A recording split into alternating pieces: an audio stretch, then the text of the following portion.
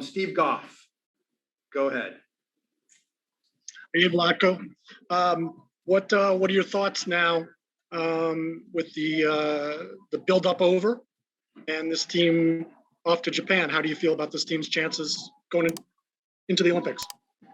I feel very good. Very excited about the trip. Obviously, I feel like we're prepared, and I feel like we are moving in the right direction, and we slowly but surely are fulfilling all the tasks necessary to be fully prepared for the Olympics. Excellent. Thanks, Steve. Jeff Carlisle, go ahead. Thanks, Aaron. Hi, Vlatko. You experimented with some formations today, obviously trying to replicate some scenarios. How did you think things went in that regard? And how hard is it to replicate things when you're already 4-0 up? Is it difficult to kind of get the players in the right mindset to look at those things? Yes, it is a little bit, but at the same time, for us, it's not just executing it here, but also creating pictures and using it as as a learning opportunity, so we can furthermore analyze it and see what the distances between the players are horizontally, what the distances are vertical. How are they covering for each other? So it's not just the actual play as much as everything else that comes along with it. Okay, thanks. Thank you, Jeff. Meg Linehan, go ahead. Hi, Vlatko. Just in terms of what you perhaps saw from the finishing, I know that we've had a lot of conversations over this year about the team's finishing, but 2 games where there are pretty consistent goal scoring opportunities that are being finished. What's changed? I said all along that once they get played in, once they get touches on the ball on a consistent basis, on a daily basis or weekly basis, competitive games in the league and NWSL especially, that everything is going to fall in place. And I have to say I'm very happy with the finishing, but also with the way we've created some of these opportunities. I thought that we displayed some good brand of soccer today and scored some beautiful goals. Thanks, Vlatko. And had one beautiful goal that was not a goal. Yeah, I would be more than happy to talk about that. Well, let's see if Glenn Crooks asked you about it, but I don't think so. Go ahead, Glenn. Thank you, Aaron. Hi, Vlatko. I wanted to address the way you started the game, that down a goal tactical setup. What was the reasoning for employing it right from the kickoff rather than maybe a more standard setup and then get into the game a little bit and then employ it at that point? So obviously we changed formation sometimes in the game, and when we're doing that, the rhythm is getting disrupted, especially in the second half. So we were trying to do it as seamless as possible, so where we still execute the tasks that we have without disrupting the rhythm too much. So we felt like goal down scenario was best to start off with, and then go from there, change as we go. Thanks, Glenn. Let's go to Mike DeCourcy. Go ahead. Vlatko, the 5 games that you played most proximate to the Olympics, none of the opponents were able to really test Alyssa much or your back line. How concerned are you about that? And is there a way that you can address that between now and the Sweden game? I'm not concerned at all. I'm actually happy that the back line is well in sync, and we know Alyssa's quality, and we're very happy. We're very happy where we're at. They did get tested to some degree or different ways in the last 5 games, but also they're getting tested on a daily basis in our environment. I mean, they have to defend Alex Morgan and Carly Lloyd and Tobin Hitt and Kristen Press and Megan Rapinoe. So I can tell you it's not easy. Thank you, Mike. Let's go to Jeff Kassouf. Go ahead, my friend. Hey, Vlatko, hopefully you can hear me this time. what you have 16 days here till that first game in the Olympics. I'm just wondering what the kind of priority for you is now that, this is the end of official matches, but is it trying to actually get some players some rest in between now and then? Is it working on some things in closed door games? So first, in terms of rest, we're not very concerned about it because we did a very good job managing and preparing the players. That's why some of the players got pulled out a little bit earlier, some at halftime. So from the periodization standpoint, we're right where we want to be, and now is just continue working on those little things, details, getting the team on the same page. Thank you, Jeff. Let's go next to Simon Borg. Go ahead, Simon. Vlatko, a two-parter for you. One, obviously, this is the final official match. I'm curious how many scrimmages you're looking to set up in Japan. And two, obviously, we didn't see Julie Ertz in this one. Is there still a scenario where maybe through some scrimmages with other teams in Japan, she could be ready to start that first game, to be available as a starter for that first game? Yeah, so in terms of scrimmages, most likely we're not going to be able to schedule anything because of our COVID protocols. They're very strict, so we can do it, but also we don't want to risk anything. So all the scrimmages are going to be closed door inter squad scrimmages, and then Julie Ertz will most likely or most definitely be involved in those, and will play. We'll play just as everybody else. Thank you, sir. Let's go to Carlos Eustace. Go ahead, Carlos. Hi, Vlatko.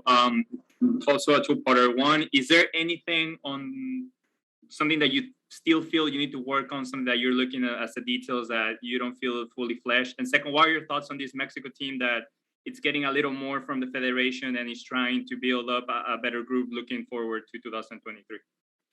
Yeah, first, I thought Mexico played well. They were very disciplined and probably most disciplined and organized that I've ever seen them. It wasn't easy to break them down. It wasn't simple to break them down. It took a lot of sophistication, which I'm very proud of from our team, and I'm proud that we were able to do that against such a good team. Now, there are always going to be little things that we want to improve, and I'm sure that the moment we feel like we're good is the moment we're going to stop growing. So that's one thing with the players that are in this environment and everybody else that is in this environment. There is no finish line for them. They just keep pushing the standards and keep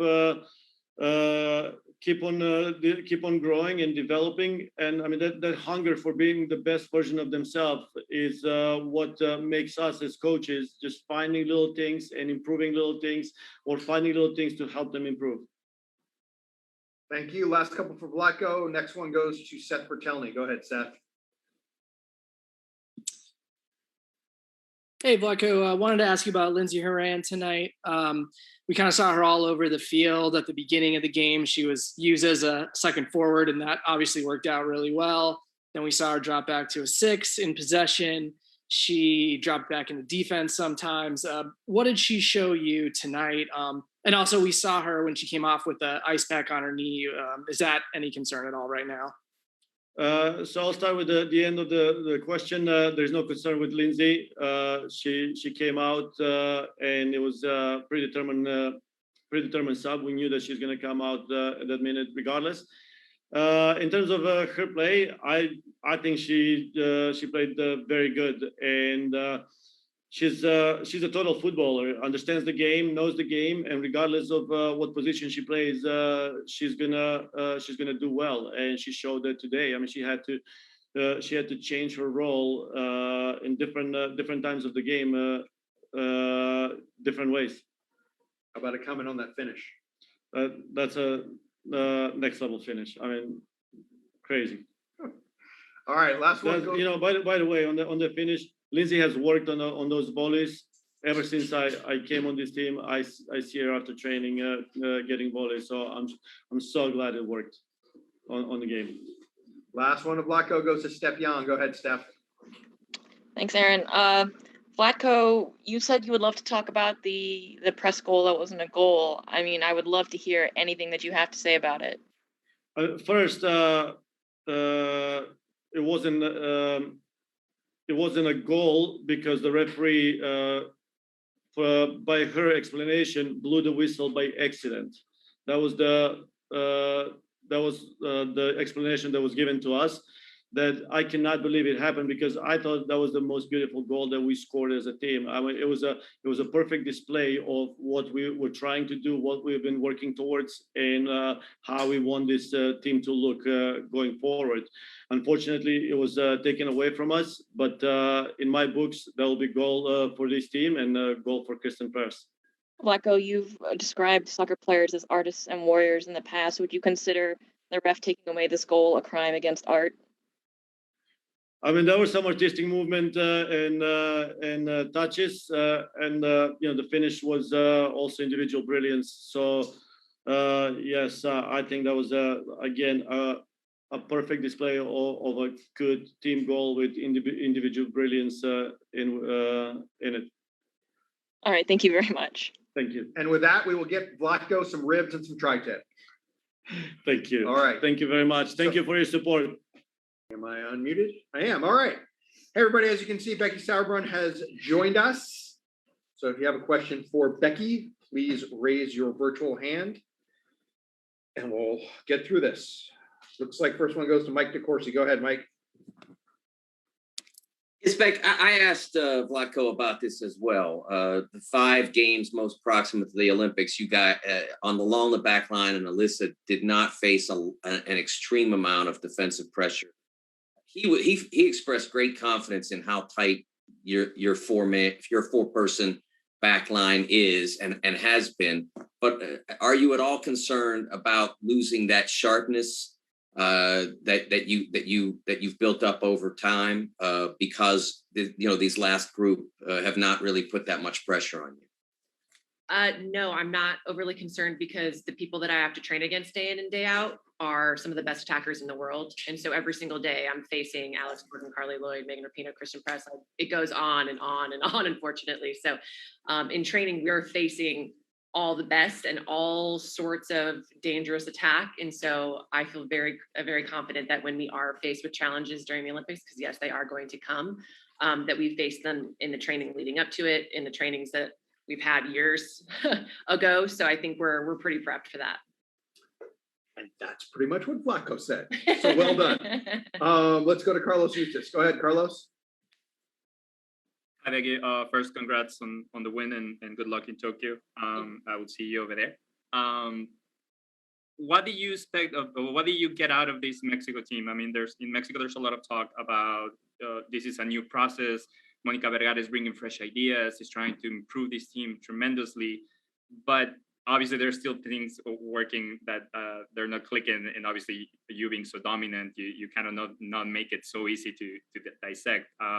What is your take on this Mexican team? What can you rescue from their participation today?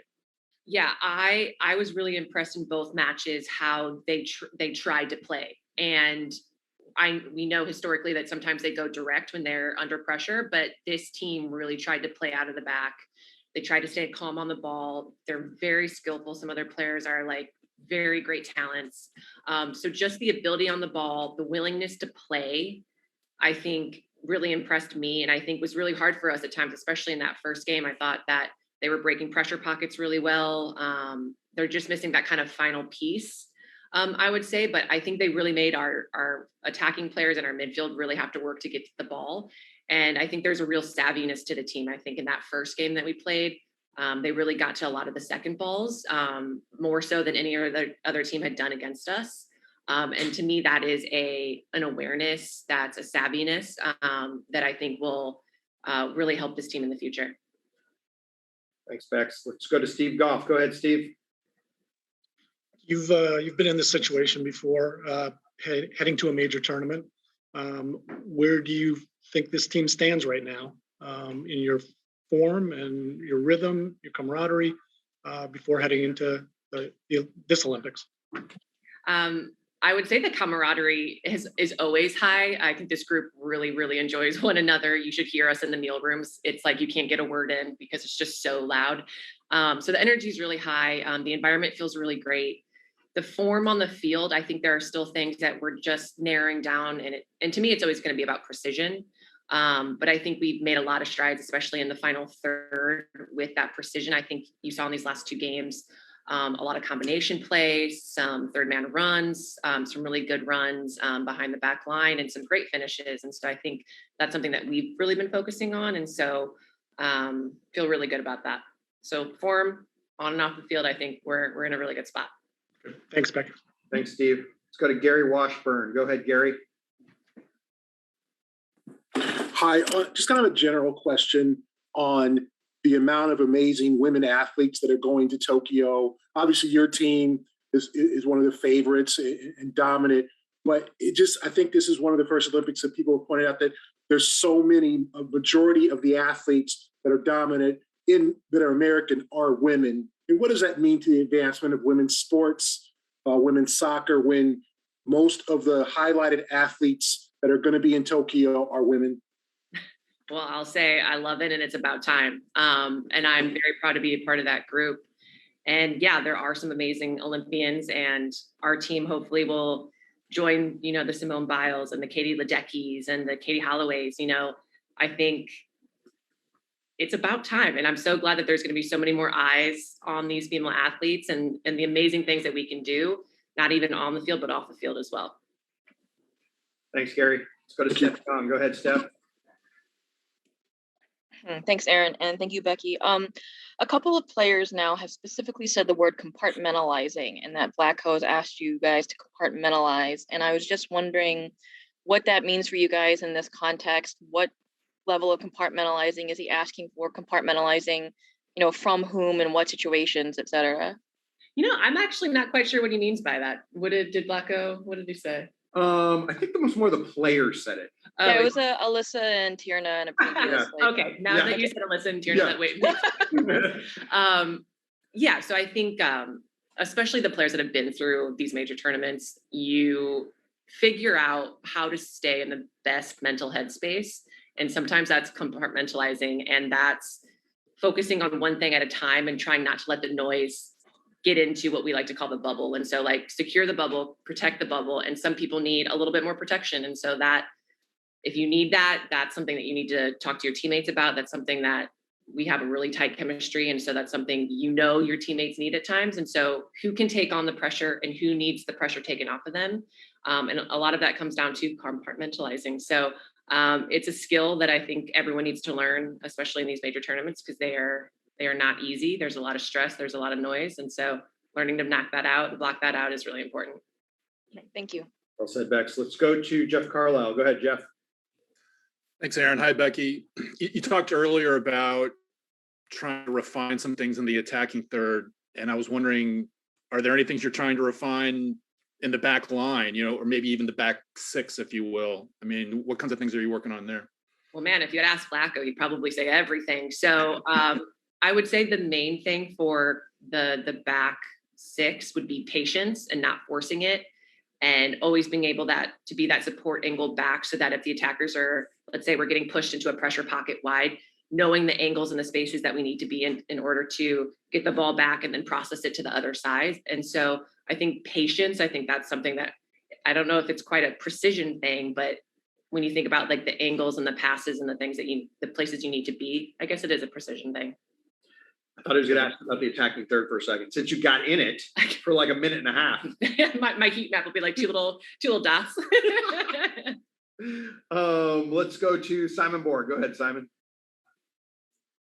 Hi, Becky. That aggression that we saw on the team, the pressure, it was relentless in that first half for a full 45 minutes. I'm curious, not that this team ever needs to make a statement to anyone, but was there a statement to be made for yourselves, perhaps, since this is the last game against another opponent until Sweden? Yeah, I would say that in that first match against Mexico, there were a couple of things that we were disappointed in ourselves about. And I would say second balls was a big one. And so I think what you saw today in that first 45 in particular, were people really wanting to be in the right position, really fighting for the second ball because we feel good about the first contact of the first ball. But a lot of those second balls were dropping to the Mexican players last game. And so we know that's huge when it comes to these tournaments to get possession, to rest your legs because these games come quick and fast. So that was something that we really focused on. And I'm glad to see it today because you're right. It was a statement for ourselves to be like, we cannot take any game for granted. Every single game we have to make a statement to ourselves because we are our own worst enemies sometimes. Thank you, Simon. Let's go to Alex Ozzie. Go ahead, Alex. Hey, Becky. Thank you so much for taking the time. Was intrigued a couple minutes ago when you mentioned Paralympic volleyball player Katie Holloway. I know you've mentioned the Paralympics in the past. I don't know if you can still hear me. I can hear you. You're good. Okay. Sorry, my computer just went black. Was curious if you could explain a little bit about became interested and passionate about the Paralympics and promoting that message. Yeah, I think what really opened my eyes first was working with the Athlete Council with US Soccer and working with the Paralympic, the guys team and some of the extended national teams. And so just learning about them, their amazing stories and stuff that they do on the field. And then I got in contact with Katie Holloway, who's sitting volleyball, and we started just gabbing and had so much in common. And so the things that she's fighting for off the court paralleled really nicely with what we were trying to do off the field. And so it just made me really want so many more eyes on the Paralympians because what they're doing both with their sport and outside of their sport is just truly extraordinary. Awesome. All right, last couple for Becky. Robert Rogers, go ahead. Hey, can you talk to us from a defensive standpoint, how it feels earning back-to-back clean sheets going to the Olympics? Back to back to back to back. Back to back to back to back. Yeah. It feels really great. I know everyone likes scoring goals and yeah, that's so fun. But we take a lot of pride in the clean sheets, not just the back line, but everyone, because everyone's putting in a shift. And so every time there's goose eggs up there, like we're very excited about that. And it's just a testament to how great not just the defensive line, but just the shifts that the entire team does defensively. Everyone is putting in work and you're not going to be on the field if you don't put in the defensive work. Let's go to Adam Betts. Go ahead, Adam. Becky, nice to meet you. My question is about the fans of the last couple of games, 27,000 strong out there today. Just how would you describe how they've embraced you guys here in Connecticut? I'll tell you what, when we drive in and there's just parking lot after parking lot of fans tailgating and you just see everyone playing and kicking soccer balls around, and then you go out for warm up and you just hear this just like huge roar for us. It honestly, it lightened my heart. Like my heart was very full these two games. And just the fans that stuck around for the first game with the torrential downpour and then the 27 strong today, honestly, it's truly amazing. And I could not have asked for a better send-off. And so Hartford, Connecticut really just brought it. And I really can't speak too highly about it because it was just so amazing, both these games. All right, last one for Becky goes to Amelia Hertel. Go ahead, Amelia. Thank you, Aaron. Hi, Becky. In the time, I just wanted to ask you, going into your third Olympics now and being the captain, what kind of advice do you give some of the players who maybe haven't been there and are going into their first one? I would say that the hardest thing to do, but the most important, is to try to play free. And I think it can feel like there's a bit of a burden just with the pressure of being on this team and then basically like the expectations that we hold for ourselves. But this team, when we're at our absolute best, is when everyone is brave and feels free to do what they need to do on the ball to make sure that their best is showcased. And so trying to kind of like lighten those feelings and trying to get everyone to remember, like, this is soccer and we've played it so many times before. And we know how good that we can be as long as we are free. And so just kind of reminding players, like, it's just another soccer game. Awesome. Thanks for your time, Becky. Really appreciate it. Yeah. And we'll come back with Lindsay Horan shortly. Yonkers. All righty. As you can see, the score of tonight's golazo, Lindsay Horan, well, one of tonight's, there's a couple. Let's start out with Mike DeCourcy. Go ahead, Mike. Yes, Lindsay, I talked to Becky and Vlatko about the challenges that the defense hasn't faced in the lead-up games and how they've been able to not face a lot of shots, a lot of pressure. And they said that to get ready for Tokyo, the best preparation that they get is playing against you and Morgan and all the rest, Rose, etc. So I wondered if you could tell me from your perspective, what makes the back line, the back four, a difficult group to challenge, to go against?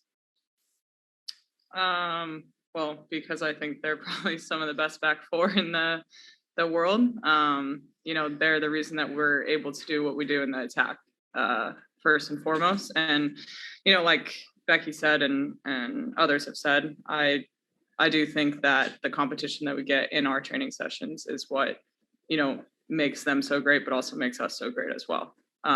That's the reason why we're so good in the attack, is we get to go up against them every single day in training. So yeah, I guess that's the easiest answer that kind of helps me out there, huh?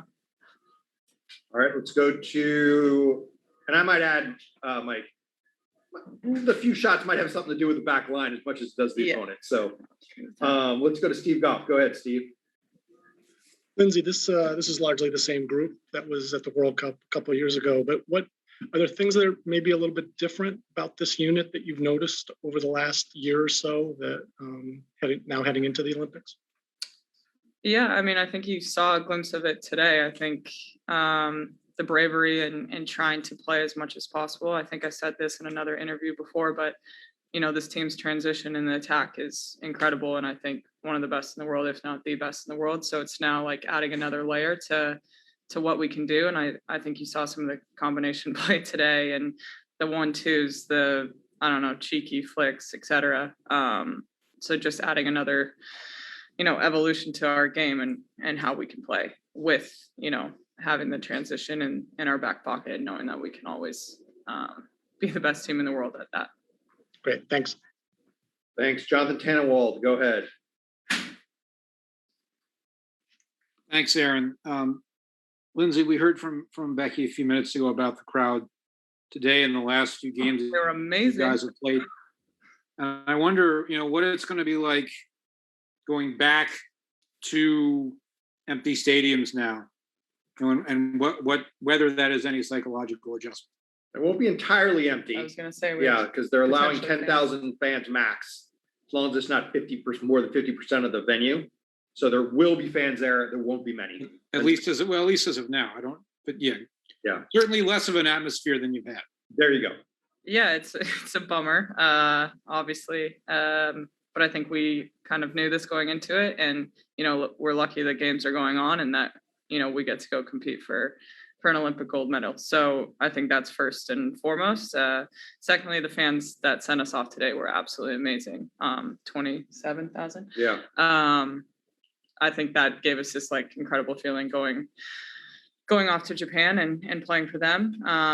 Obviously, I think we've had a year and plus, playing without fans. So I think we know what it's like. And we're gonna go out and play the same way we would normally. There was for you in this game today, there was a point in time, at least it looked from afar like you were playing a right center back in a 3-4-3, and maybe it was temporary, but was that in fact the case? And if so, what was it like and what was the conversation about it? I in fact was not a right center back. That's just a comment on her mobility. Okay. Everywhere. That's why I asked. I'll let Hyatt answer that one for me. The ball was probably there, so she went to get it. The ball was there, so I went and got it there. Yeah. Okay. Let's go to Gary Washburn. Go ahead, Gary. Hi, I asked Becky this question, a more general question about the amount of outstanding, amazing women athletes that are going to Tokyo for the American team in all sports. How motivating is that? And I think people have kind of pointed out that it's one of the first Olympics to where most of the premier athletes are women. And what does it say about the advancement of women's sports, and how motivating is that? Oh, very. I think it's such a cool thing. And I even had a friend that's also from Colorado that just qualified for the Olympics as well. And I almost teared up. Oh, yeah, who's that? Annie Coons. What sport? Heptathlon. Heptathlon? Heptathlon, sorry. Yeah, so it is like one, seeing another friend of mine that's awesome. that's actually qualified is something very motivational for me and inspiring. But like you said, I'm sure Becky answered it as well, but seeing other women, seeing other US athletes going there and knowing that we're all competing for our country is absolutely incredible. And I think that's what makes the Olympics a little bit more different than the World Cup. Carlos Eustace, you're up. Go ahead. Hi, Lindsay. First of all, congrats on the goal. That was a beauty. I think I'm gonna put it as a screensaver on my computer or something. I want to talk about that moment because in 2019, the last time I was actually able to talk to you, you were coming of a hard time physically and mentally on your game. You were coming off the bench. You were not one of the main starters. Today, you're not only dominating on the NWSL, you're also dominating on the national team. What was your approach to get to this level, which is with what most of us have always expected of you? Yeah, it's hard. Just to keep going, to keep pushing. And I think we all know that being at this level and staying consistent and, competing as a starter and getting minutes and getting time, it's never easy. And because we have such incredible players competing for the same spot, it's what makes this so challenging and what makes it the national team and especially US women's national team.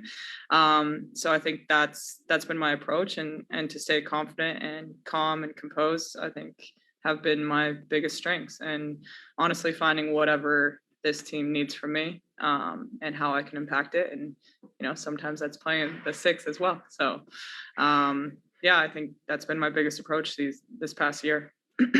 Awesome. Last couple for Lindsay. We'll go to Robert Rogers. Go ahead. Hey, can you just elaborate on your goal and then the lead up to your goal with the? I think you might have said lead up to the goal with the flick, maybe from Carly. Carla, she just set it up perfectly for me. I don't know who hit it to Carly, but I've been waiting for a volley all my life. Waiting for that volley. Waiting for that volley. You guys don't know how often I work on volleys, half volleys, any kind of volleys. They're my favorite shot to hit. So yeah, I was a little excited when that opportunity came, and thank goodness I didn't miss it. So no, it was honestly perfect flick from Carly, and yeah, just a volley in the back of the net. Lacko told them how often you work on it, so they. So they know. Yeah, so they know. Yeah, I'm sure he gave me crap for it. Yeah. No. He was loving it. Okay. Last one goes to Steph-Yan. Go ahead, Steph. Thanks, Aaron. And Lindsay, Alyssa and Tierna have mentioned compartmentalization. Becky just talked about the bubble, which is something I know some of the vets on this team have mentioned before. In a tournament atmosphere, you stay in the bubble, you don't let anything in or out. As a team, what does it take mentally in terms of, mental energy and group focus to maintain that? And how do you guys go about doing that, especially when some of you may need more or less energy in order to do that compartmentalization? Yeah, I mean, listen, we were in the Challenge Cup last year where we were also in the bubble, and being at a World Cup where a lot of the time you can't go out of the hotel and can't go do normal things because of the fan base that is there. I don't think this is that unnormal. And I think the pure focus is on women winning the Olympics and, this month ahead of us, if that's how long we're there. So yeah, I think it's hard sometimes when maybe you can't get that mental release and whatnot. But at the same time, I think we all have each other. We all have the same goal here, and the Olympic gold medal is the main focus. And that's what we're striving for. So the bubbles sucks at times, but we know what we're in for, and yeah, we're gonna do whatever we can to go win that gold. Do you find that after the tournament you have to come home and sit in a dark room for 2 days? Or is that, yet to be seen? I hope we're celebrating. All right, thank you. Yep. Thanks, Linz. Appreciate it, everybody. Appreciate it. Thank you all. Appreciate everyone coming on this journey with us. And we will talk to everyone from Japan, except those that are going. We may see you there. Thanks, everyone.